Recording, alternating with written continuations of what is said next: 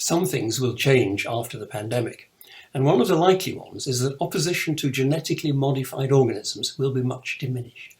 We've been using genetic modification since our ancestors first domesticated grains and farm animals 12,000 years ago, but we did it in the slow way, by crossbreeding and selection.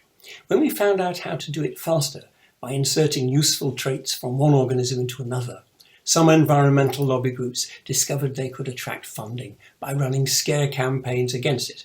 They coined terms like franken-foods to imply that GMOs were laboratory monsters that would run amok. Since the technology was developed, none of their dire predictions has come about.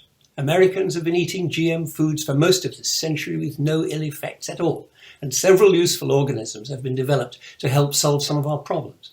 A modified enzyme has been developed to eat up waste plastic. Another organism has been tweaked to gobble up oil spills. Most of the teams racing to develop vaccines that protect against COVID-19 are using genetically modified organisms to produce effective ones, and the world will be thankful when they succeed.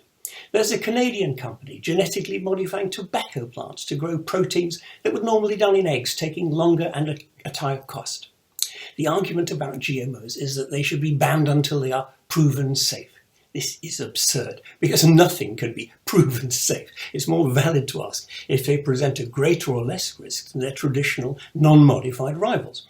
This can and has been established in trials. But the GM lobby opposes even trials and has systematically tried to sabotage them by destroying crops. No evidence has emerged that GMO products offer greater risk. On the contrary, many of them have been shown to offer greater benefits.